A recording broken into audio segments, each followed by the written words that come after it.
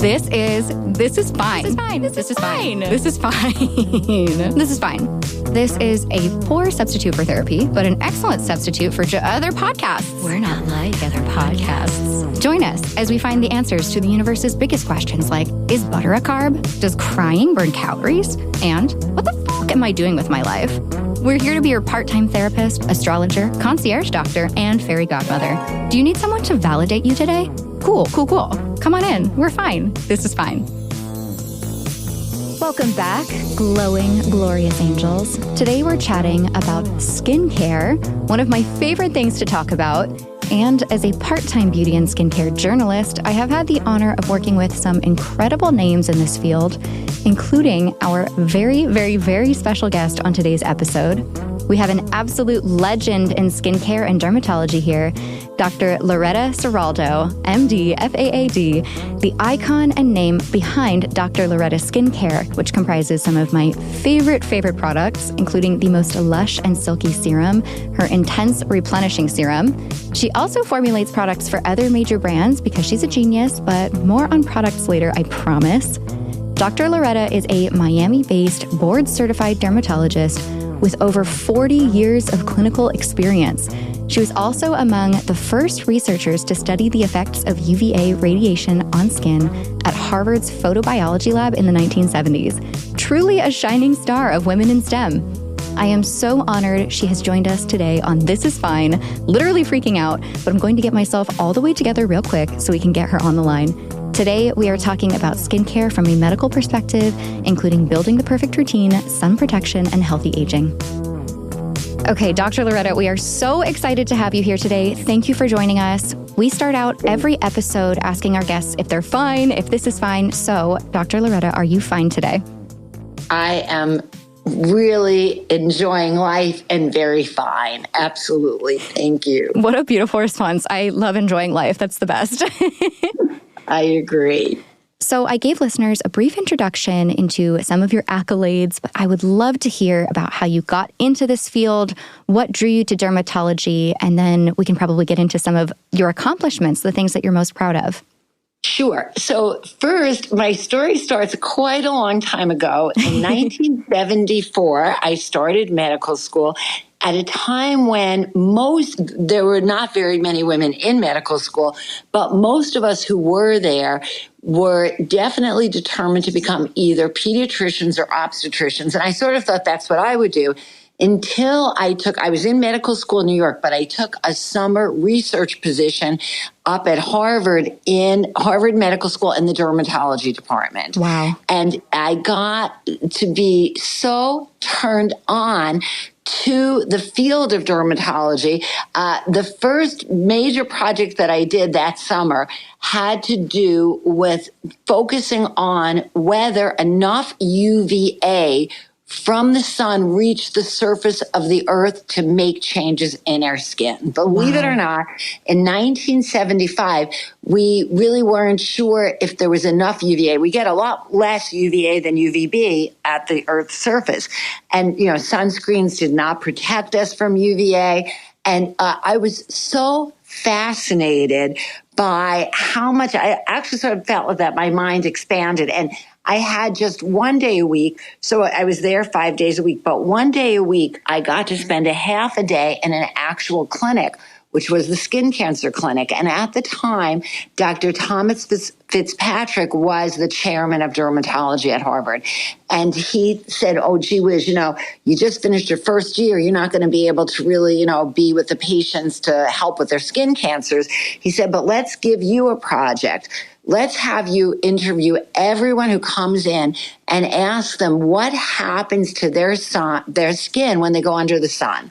He said, I'll never forget it. He was a very nice, fatherly kind of guy. And he pointed, he goes, listen, write this down. If they always burn and never tan, call them a number one. Oh. If they sometimes burn and sometimes tan, we'll call that a number two. So all summer long, we gathered that data, and then that became known as the Fitzpatrick skin typing. That's used from 1975 to this day. So I've really been extremely fortunate to be a really sort of I say that I sort of got to stand on the shoulders of giants. And the men that I worked with during that summer just paved the way for me returning to medical school and saying, I must become a dermatologist. And then even, fast forward a little bit, when I moved to Florida with my husband, which was 1983, my husband was going to train in heart surgery at University of Miami. So I came down to University of Miami and I wanted to join the teaching staff. And we had a resident who was very uninterested in rashes. And I said, gee whiz, maybe you should not be in dermatology. He said, no, this new field of cosmetic dermatology is really starting. And I myself knew how to inject leg veins and do peels and all. And so he said, why don't you go to the chairman and ask if you can teach us about cosmetic dermatology? That was about around 1983. And shortly afterwards, we started to use something in the dermatology clinic that they had already been using at UM in the ophthalmology clinic, and that was Botox. Oh, wow. And so I started to teach the residents how to inject Botox. And so I've had really what I call a rich and sort of joyous history in really a lot of the people who do know me, other fellow physicians consider me sort of a pioneer in cosmetic dermatology. Absolutely. And I know all of us listening to as well. I just love how the sun literally guided you toward dermatology, this solar cosmic force. Right, exactly. And then I'm thinking you're chasing the sun as well, going down to Miami, hot, sunny area. And that's bringing you again into another part of skincare. What a wonderful journey. And you've seen since 1974, looking back at these past 4 decades and even your lifespan and your own personal experience, the way that skincare has changed both personally and in the medical field. What would you say is unique about skincare today versus when you got started? Okay, I think to me there are a few things. The first is that now it is a possibility through different processes like biofermentation to make skincare ingredients that are bioidentical to what we have in abundance in healthy skin, especially all of the lipids, the phospholipids, the ceramides, the linoleic. We can actually, so there's been a very good progression within just the actual development of ingredients that are available to us. Okay. So that's been great. Then another thing is that sometimes medicine actually has paved the way, especially with a particular ingredient that I use a lot of in our Dr. Loretta line. It's an antioxidant called lipochromin. Right. And that actually comes through medical research. Okay. In the 1960s, chemotherapy was starting to be used more and more. And, it really helped tremendously to lower the death rate from cancers.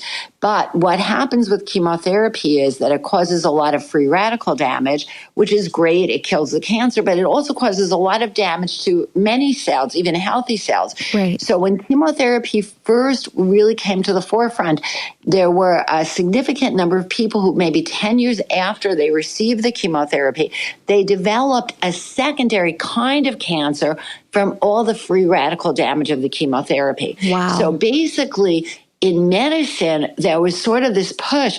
Can we maybe really develop sort of the super powerhouse antioxidant that we can make, because antioxidants are the kind of molecule that can quench free radicals, right? So in the lab, what they were able to develop is an antioxidant that, unlike any naturally occurring antioxidants, see all things like vitamin C, vitamin E, retinoids, they're very good at destroying or preventing oxygen-free radicals. Okay. But in our body, we form oxygen, nitrogen, and carbon-free radicals. So this particular molecule was synthesized in the lab, and it's still it's an antioxidant that, I call it the powerhouse antioxidant. It's basically lipochromin. To this day, it does get used with some kinds of chemotherapy to prevent all the destructive effects of chemotherapy on healthy cells. But then it became available as a topical ingredient. And, to me, that sort of, I have to tell you, Dominique, that I actually started to make skincare for professionals only 30 years ago. Wow. And then, yes, and just 5 years ago in 2018 with my two daughters, we launched the Dr. Loretta brand. But through the course of my creating and formulating skincare for professionals, that's when I discovered the lipochromin. And to me, that makes a huge difference to either prevent aging changes, visible aging changes, or even sometimes reverse them, because so much of destruction and aging of cells has to do with the free radical damage. Right. Okay. So that's the connection between like the chemotherapy effects and what a layperson who's not undergoing chemotherapy might experience is the cell death, right? And that's what we're trying to work with. Yeah, exactly. So the thing is this, chemo is bad. That's why they put so much into developing this super antioxidant lipochromin. But the sun is also very bad, right? Okay. So when we see I want to sort of tell you the other thing that to me is very obvious. And I see that also, Dominique, because I very fortunately recently turned 70 years old. Yes. Oh my gosh. I've never been lasered. I've never had a facelift. You know, I myself sometimes put in a little bit of filler to sort of plump me up a little bit, and a very little bit of Botox. But as far as my skin itself, its texture, its luminosity, all that, I depend on skincare, right?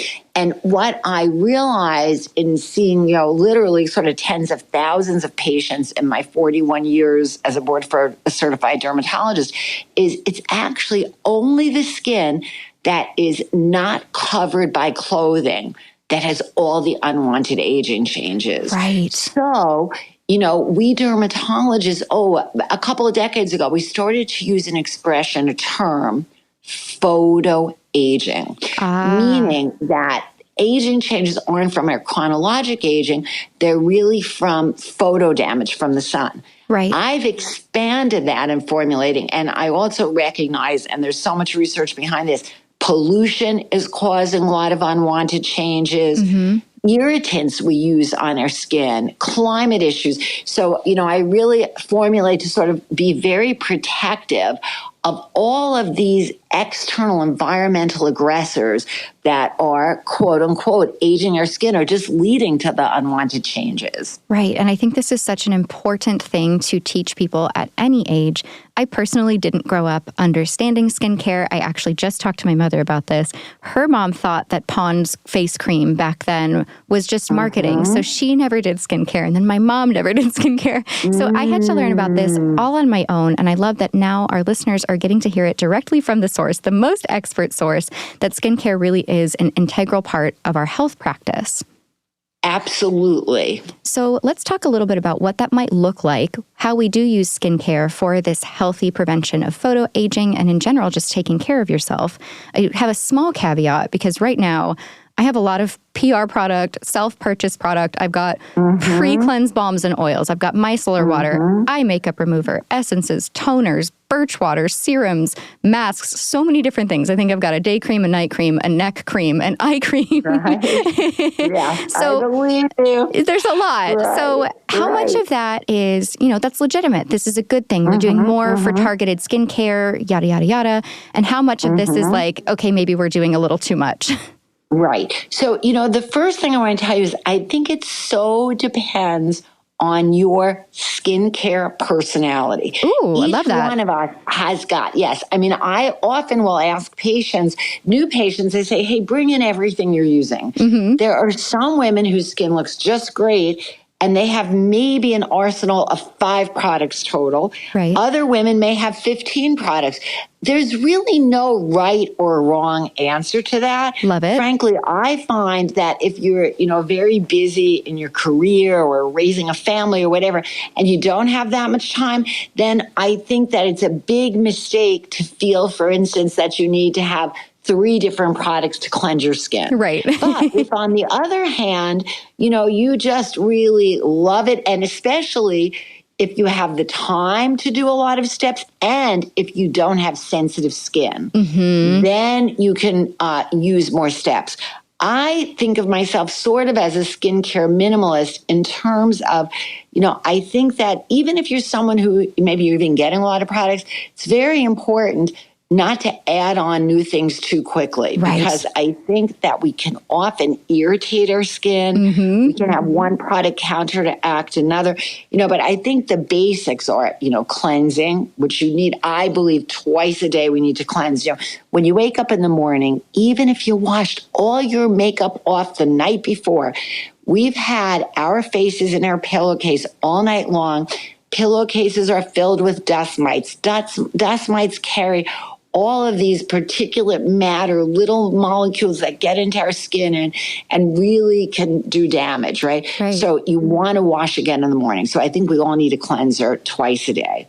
I believe that exfoliating is very important, and it's going to depend on if you're still at an age where you're getting acne, you may need to exfoliate almost every day.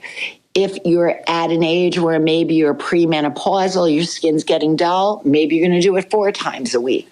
It really depends. That's going to be, in my opinion, that's best guided by almost you taking a bunch of pictures of yourself, see how do your pores look, do you have dullness on your skin? That's going to give you some idea. After the cleansing and exfoliating, absolutely, you want to do something that we in formulation, we often just call it a treatment. That would be either a serum and or a moisturizer or a combination of serums. And then, of course, as a dermatologist I've treated so many skin cancers, in my opinion, every morning we've got to use sunscreen. Right. So it's sort of like, 5 steps. Of course, eye products are important, but if you know that you're someone who really almost feels overwhelmed hearing that basic cleanse, exfoliate, treat, and protect with a sunscreen, then wait and add on the eye product later, right? Right. I think it's very easy to fall prey to heavy marketing, so much of which these days is coming from influencers.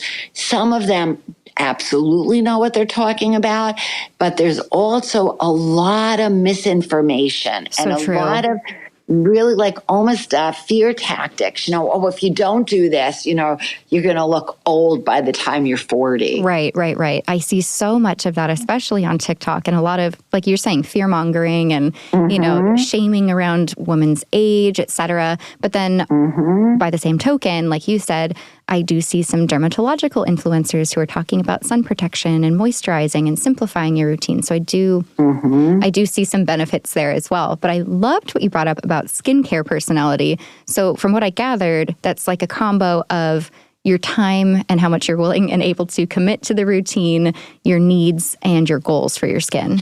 Yes. And, I'm going to throw in another thing that, may sound very obvious, but I think a lot of times we don't think about it. You really should budget yourself, right? Because, some creams can cost you $300. So true. And, maybe you get a sample of it or, your best friend started it. But gee whiz, if you need to be repurchasing that every 8 weeks and you need a whole lot of other stuff. So I think you've also got to be, all of us need to be very practical about it too. Yep. And especially if you are influenced a lot, and like there's no shame in that. It's so easy to be influenced by social media and influencers and marketing, and you end up with all this product. You just keep buying and buying and buying product. What you said about being very sensitive with how much you're adding in at any given time, that's something I think every beauty editor and writer at some point burns their face off or tries too many products at once. I know personally when I was about to turn 30, I used so many resurfacing and anti-aging products at once just out of a sheer panic about the concept of age, and I burned my skin so badly that I couldn't even put moisturizer or sunscreen on. It was just so sensitized. I had to use Vaseline for like a day. Wow. Yeah. So learn from my mistakes. Right. Exactly. Because you sort of had ruined your barrier. Yeah. Right? I destroyed the barrier. Yeah. When you talk about it, that's so accurate. Fear mongering. This sense that we're going to look old as we age, or that we're going to get dried out with menopause. None of that is necessary if you just start to really do good maintenance with skincare. Start it today for every one of our listeners, whether you're 21 or 51.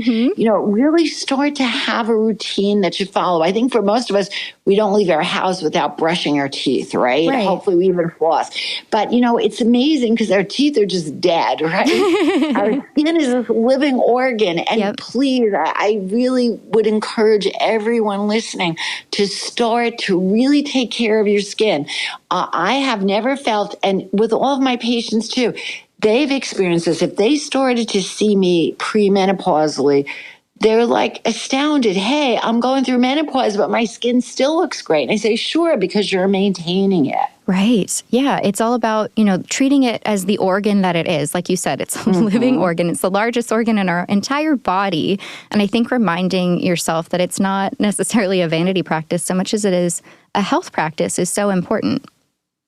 Absolutely. I want to double back a little bit and go to those ingredients you were bringing up. I do have a question from a team member from This Is Fine. Our niche luxury hot girl correspondent, Caroline, has a two-part question on ingredients, specifically hyaluronic acid and vitamin C. And I'm going to read the whole thing to you just because it's her question. Great. So many people talk about vitamin C and how it's unstable. And why is it sometimes $4,000 and sometimes $10 when it's ascorbic acid? And then hyaluronic acid is so trendy, but it's not as hydrating as glycerin. I think the question is hyaluronic acid still valuable? Okay, so I'm going to start with the vitamin C. Perfect. And, interestingly, there's a few different forms of vitamin C. Most of the research has been done on the one called L-ascorbic acid. The problem with that is that it very easily oxidizes, which means it combines with water. Right. And unfortunately, a lot of times you buy it, you start to use it, and the next thing you know, it's beige, and then it's brown, and then it's just not going to be as effective.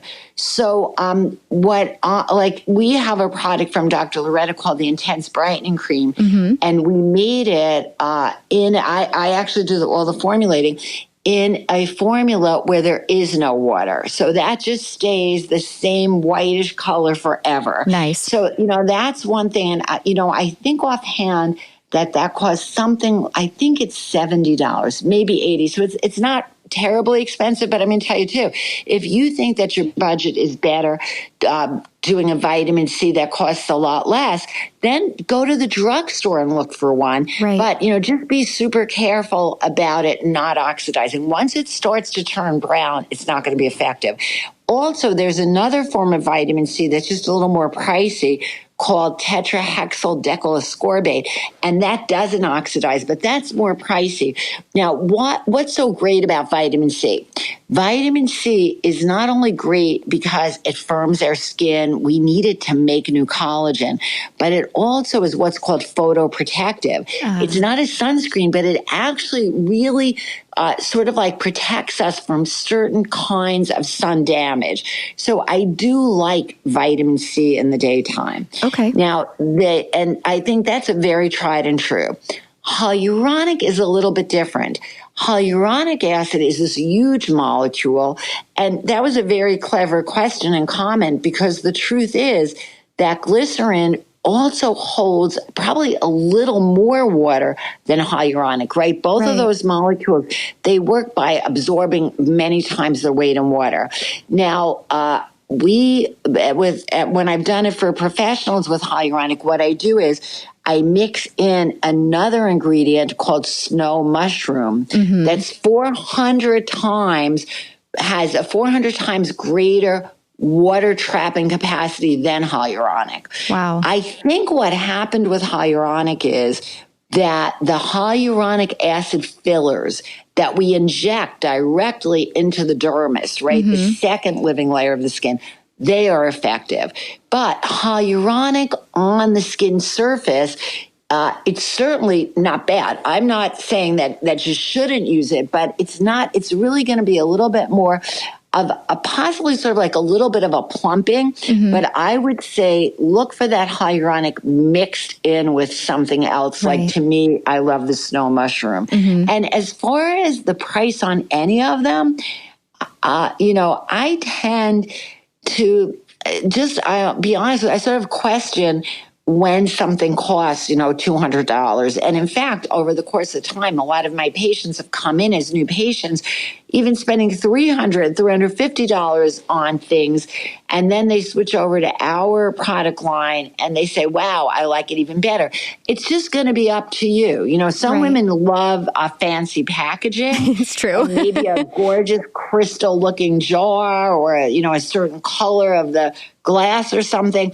If you can afford it and if you prove it helps you, it's okay. But please don't get into a jam by spending too much on skincare. Right. At that point, it's psychological, not dermatological. Thank you. Yeah. And it feels like what you said is that with vitamin C in particular, the cheaper ones tend to oxidize more quickly. So you may be saving money up front, but then you would have to replace it because it's not as effective in a shorter period of time. Okay, exactly. That makes Very sense. Good point. Okay, so you may not necessarily be saving money. And what I'm also gathering, correct me if I'm wrong, is that these ingredients kind of work in concert with other ingredients. So the solo ingredient approach may not necessarily be your best bet.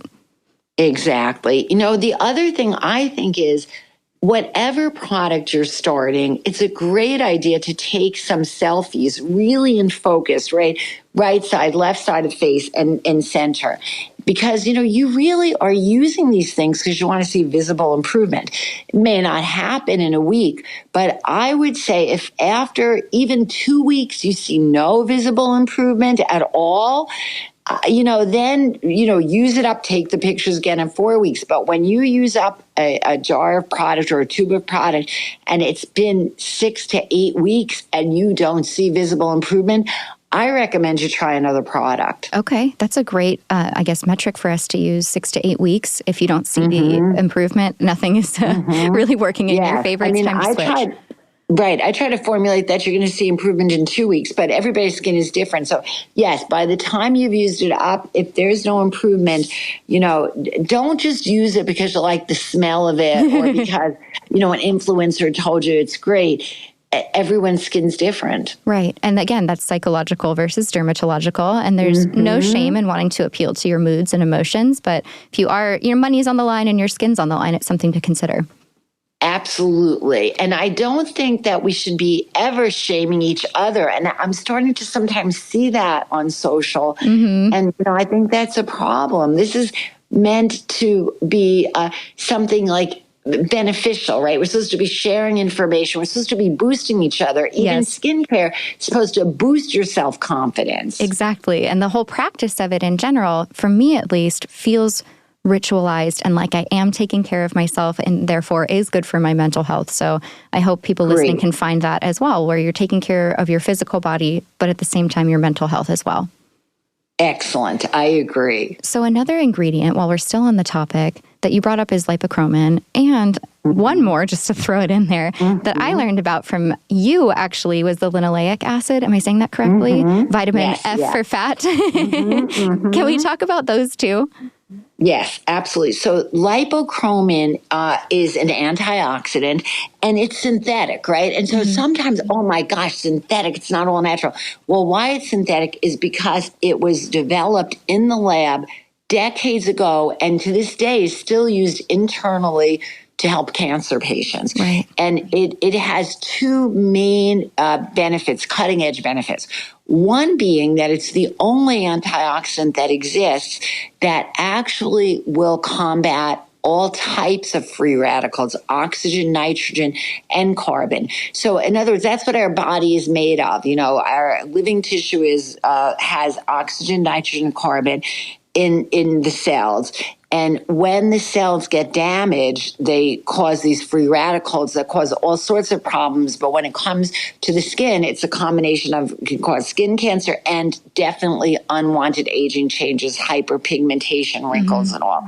So that's a great thing. It's the first full spectrum, right? Like, sunscreen now needs to be broad spectrum. This is a broad spectrum antioxidant, the lipochromin. And it also turns out that when they do assays for just the strength of the antioxidant, it's the strongest of all of them. Right. So I put that in a number of our products so that pretty much if you're using Dr. Loretta products, you're going to be having lipochromin on your face morning and night. So I love that one. The other one that I do love, and lipochromin is pretty unique to us, but linoleic and linolenic acids, just like you said, Dominique, that's called vitamin F. You could think of it like fat, right? Yep. And basically, those are the healthy skin oils, or AKA fats, that, if you have any young children and you see like the luminosity of their skin, or, a young child, you feel like almost that velvety texture. That's because these moisture trapping oils are just sitting in plentiful amounts at the surface of our skin, the linoleic, the linolenic. By puberty, we stop making as much. Such a bummer. So to replace, yeah. But, the great thing is that those are through biofermentation techniques. They can recreate those exact acids. Sometimes they get extracted from naturally occurring oils. And so, I believe that those are great things to have on our skin, again, 24/7. And when you hear someone say, by the time you're 40 or 50 or X number of years, your skin doesn't have that vibrancy. I can tell you I'm 70 and I have beautifully vibrant skin. You do. Thank you. It's because I really believe it's sort of like topical vitamin application when we talk about these things. I love that. Like you're taking your vitamins, but it's on your skin. Exactly. And I can personally say, like, I've tried so many products from so many different brands, and the replenishing serum, intense replenishing serum, is one of my favorite things I've ever used. I have very dry skin, and it really does, like, I call it newborn baby face. Like you get the glow back. Right. And, that's so interesting because our Dr. Loretta Intense Replenishing Serum, it has both the lipochromin and the linoleic. The 1-2 punch. Exactly. I like how we're talking about this concept of like vitamins for your skin and then this lipochromin that works, inside out. I feel like that's a nice little segue unintentionally into any advice you might have about an inside out approach to health and skincare, whether that's healthy lifestyle, diet, eating for your skin health, or just general care tips. Yes. So, two things that I feel are very important. The first is getting enough sleep. Yes. I'm a dermatologist, but the year before I started my residency, I needed to do an internship. And I'm very good at volunteering for things. So I actually volunteered, a medical internship. I volunteered for 2 months in intensive care. Wow. And in those days, we were on shifts of 36 hours straight, 12 hours off. And in the intensive care unit, you're up all the time. And I have pictures. I think I was 25 years old at the time. I looked worse then than I look now. Wow. So to me, from personal experience, and I think a lot of us know if we've had a really bad night's sleep, you get up, look in the mirror, you don't really look your best, right? Right. So as much as you can, I am a great advocate of 8 hours of sleep a night. And so I think that's very important. The other thing is stay well hydrated. And, honestly, as a doctor, what I'd say to you is it's not that it's a certain amount of water that you need to drink. Maybe one person needs 8 glasses a day. Another person might only need 6. But, excuse me for saying this is a little bit crude, but look at the color of your urine. Right, yes. That really lets us know. If it's light, that means you're well hydrated. And that's a really important thing, I think, when we talk about that inside out, that glow from within. If you get dehydrated, you even lose that firmness of your skin and more of the glow. So those are 2 things: sleep, good hydration. The next thing is I happen to be 100% Italian, and we really spend a lot of time in Italy. Yeah. And we are, my whole family, my husband, my kids, we're very big on eating a lot of fruits and vegetables and having a diet that's rich in antioxidants. Right. And that, again, is, I do believe that whole thing about the glow from within. If you don't eat a diet with a lot of antioxidants, I think you're stressing stressing out your body. And so those are sort of, I think, the three key things. You know, I'm so glad you brought up that food component and being in Italy. I feel like every time I go to Italy or like the south of France, the Mediterranean in general, I'm also heavily Italian genetically. The food there is so fresh, and I tend to eat much more of the whole foods than I tend to in the U.S. Feels a little bit easier. That's like more of what they have on offer. And those fresh foods, I always come back feeling lighter. My skin looks better. I was in Italy in March, and I sent a picture of my face to my mom, and she asked me if I got filler. Wow. You see that? Great. Yeah. That shows you. I mean, a simple thing everyone listening can do is think about having a little fruit bowl on your kitchen counter, your table, whatever, and get fruits, apples and now, berries and grapes, and I love pears and all, and keep it out and try to have, I try to have 3 fruits a day, but even if you just do 2, that's a great way to get the antioxidants. Right. It's such a variety of these micronutrients and antioxidants. And, it has so many different effects. You know this as a doctor. But then also your skin. Like if you're motivated by making your skin look healthy more than anything else, this is yet another call to sleep well, hydrate, and eat the rainbow, eat these fresh whole foods. Absolutely. So let's pivot a little bit yet again back to the skincare practice itself. We've talked about, influencers being influenced by marketing, maybe some things that are misinformation. Are there any myths or mistakes that you would like to clear up from social media in particular? Yeah. Well, I think speaking as a dermatologist, and I think that I'm speaking for most of us dermatologists, I think that's something that is almost bordering on a little bit dangerous, is that many women and men, but especially women, are now, because of social media messaging, they're fearful of many of the sunscreens on the market. Specifically, the messaging on social is mostly, you must use a mineral-only sunscreen. Right, which is false. Yeah.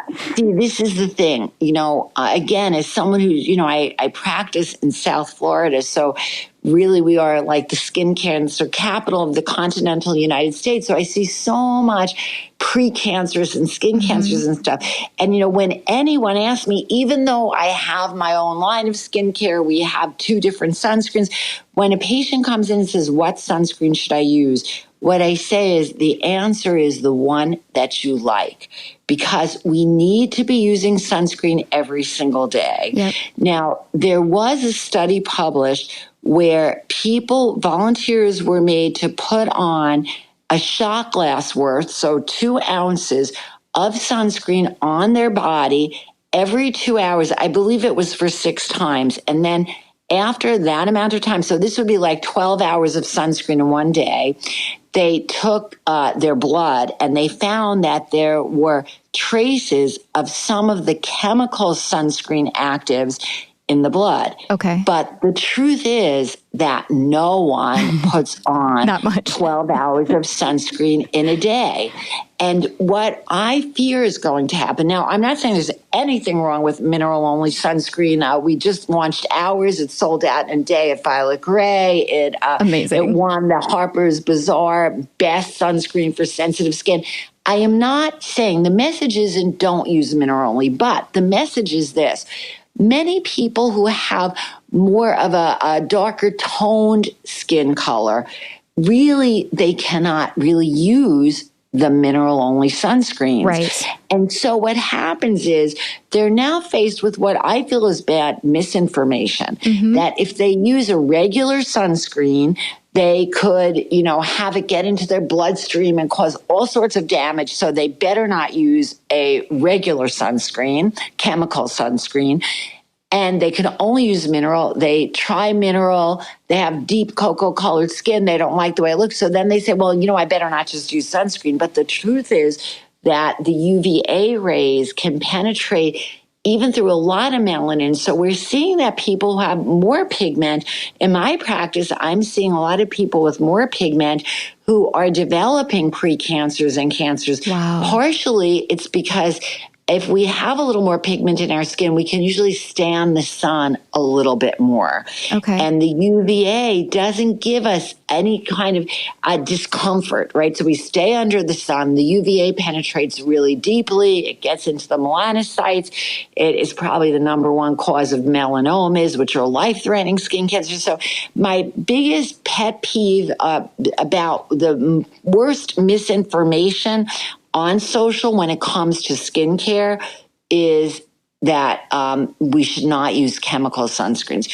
Every one of us should be using a sunscreen that we feel really works for us and that we feel comfortable using, at least on our faces and on our hands, on a daily basis. Absolutely. Here. And I personally feel connected to this as someone who did have a skin cancer scare and had to have something removed.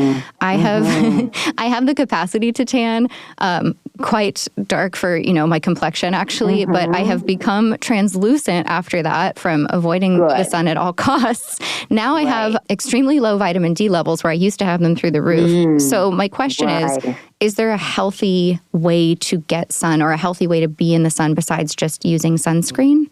Okay, so Dominique, I'm so glad that you mentioned about vitamin D because I have to tell you, every patient who comes in, I ask them to take vitamin D supplements. Oh, nice. That's what my doctor just told me to do.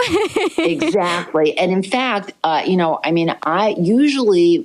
of us need 5,000 international units every day. Yeah. If you're not sure about your vitamin D level, you can ask your doctor to check it, okay?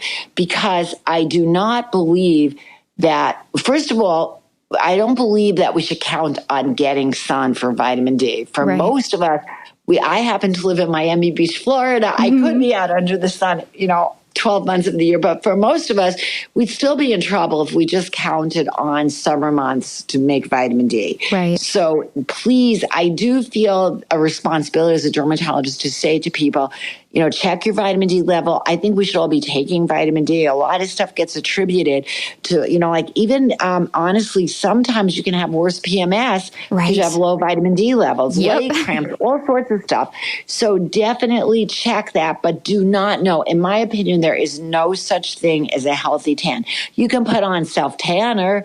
That's fine.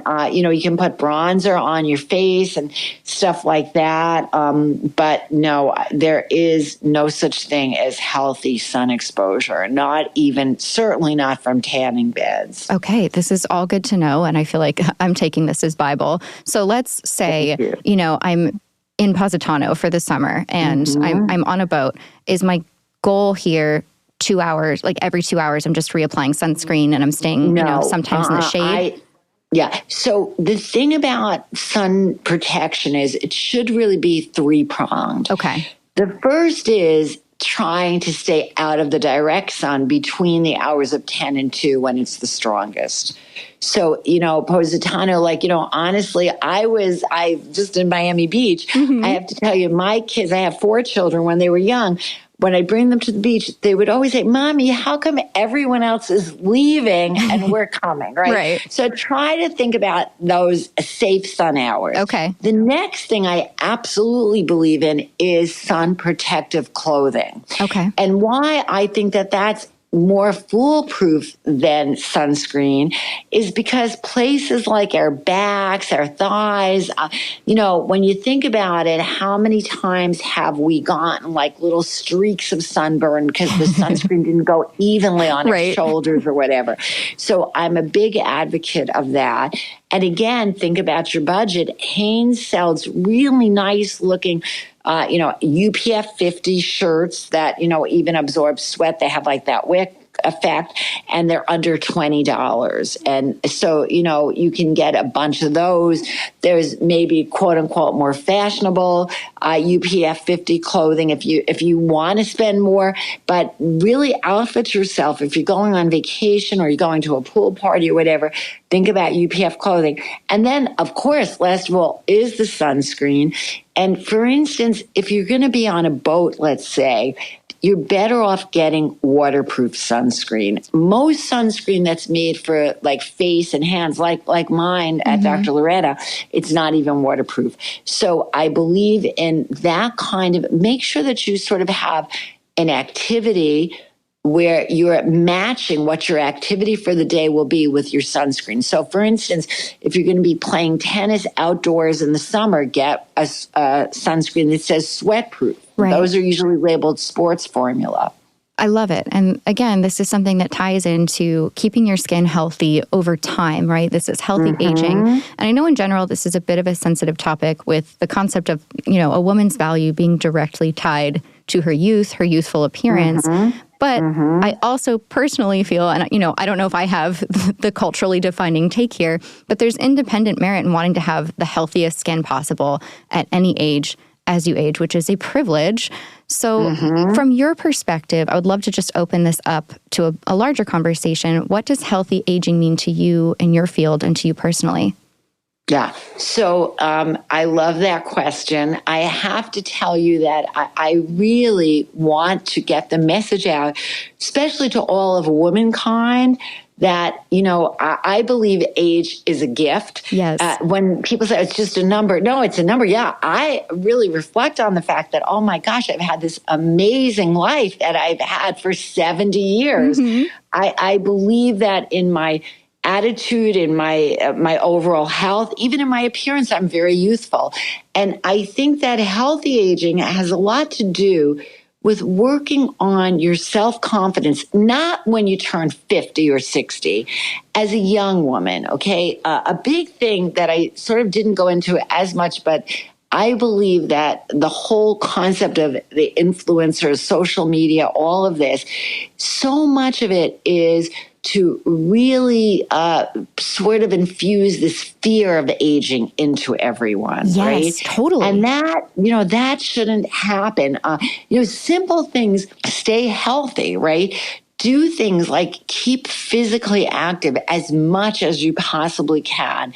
You've probably heard the expression that many trainers use, sitting is the new smoking, right? Yes, totally. We really, even at Dr. Loretta, we actually even have standing chairs for all of our team. Nice. I'm sorry, standing desks. Standing desks for all of our team members, because I really do believe, start today, no matter what your age is, to really almost, if you need to write it down, think of, what are the three sort of really, health positive things that you're doing for yourself in your daily life, all that stuff for the skin, keeping well hydrated, having an antioxidant rich diet, getting enough sleep, that's important. But then also physical activity. I think another really important thing, and, like I said, I do spend a good amount of time in Italy each year.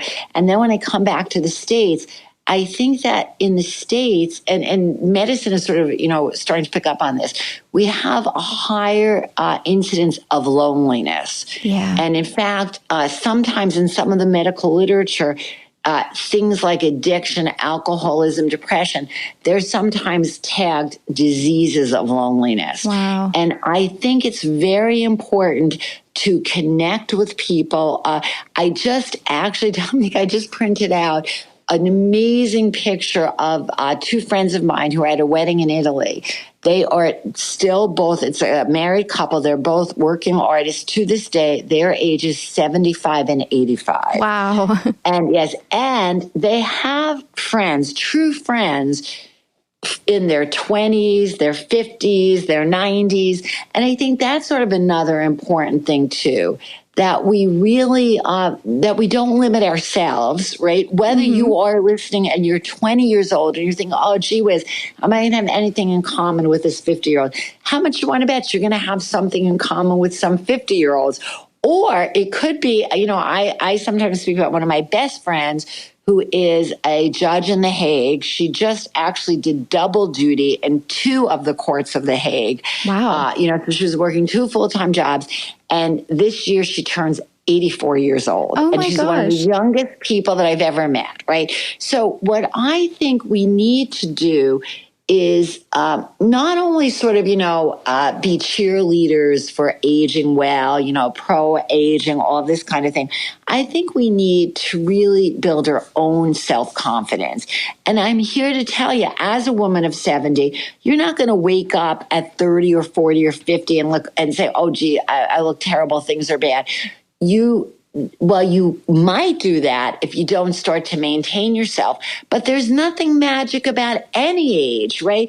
Today is the age where you have to start to proactively take care of yourself and to age well, whether you're listening at the age of 21 or 81. I love that so much. Thank you, because that really personally speaks to me. I know it's going to speak to a lot of other people. Like I said, I panicked about the concept of being 30 and burned off my skin barrier. So the idea that this is such a gift and there's so many components to what healthy age means, including your social health, that's just such a beautiful opportunity for all of us to re-explore how we feel about the concept of age and what a gift it is. Dr. Loretta, this was such a wonderful conversation. Thank you so much for educating. Oh my gosh, it's such a wonderful free resource for people to learn more about taking better care of themselves. I will leave some links in the episode description so they can find you and shop your collection. Is there anything else you want to leave us with for the day? Well, just I think I'll just say self-love is very important. It has nothing to do with selfishness. And I hope that every listener will just sort of, think, what are a few ways that you're going to really practice self-love? And I have to say, Dominique, it's a pleasure to talk to you too. Oh, so thank you. Thank you so much. This was such a joy. Thank you so, so much. Have a great day, everyone. How fabulous is Dr. Loretta? I am obsessed with her. So you heard the woman. Go get yourself some sunscreen. Check to make sure your vitamin C isn't oxidized. Get lots of sleep. Drink some water and eat some fruit. Wash your face when you wake up. And figure out what your skincare personality is. As a reminder, that's based on the time you want to commit to your routine, your needs, and your goals. To learn more about her practice or check out her skincare collection, check the show notes. I'm going to have everything hyperlinked for your convenience as per usual. We're heading into a hot, hot, hot girl summer. Thank God, because the weather in San Diego has been absolute trash. And I'm taking a little trip to Europe, so I'll see you here when I get back. Our programming should be on schedule. We don't have any gap weeks planned until July, I believe, so fear not. And don't forget to subscribe on whatever streaming platform you are currently listening on so you don't miss an episode when it comes out. If you'd like to support our program, please visit patreon.com/thisisfine podcast, or simply send this episode to a friend who loves skincare or wants to learn more about taking care of their skin. That would be so helpful. Sending you all the metaphorical, energetic sunshine, not the kind that hurts your skin. I'll see you soon, loves. A bientôt. Bye. Thanks for tuning in to this episode of This Is Fine. I've been your host, Dominique Michelle Astorino. We're based in San Diego, recording in studio at DLI Productions in Pacific Beach with Emmy Award-winning sound designer Dan De La Isla. This is a comedy and advice podcast, but for legal reasons, this entire podcast is a joke and none of it is medical advice. To download the transcript or learn more, visit thisisfinepodcast.com.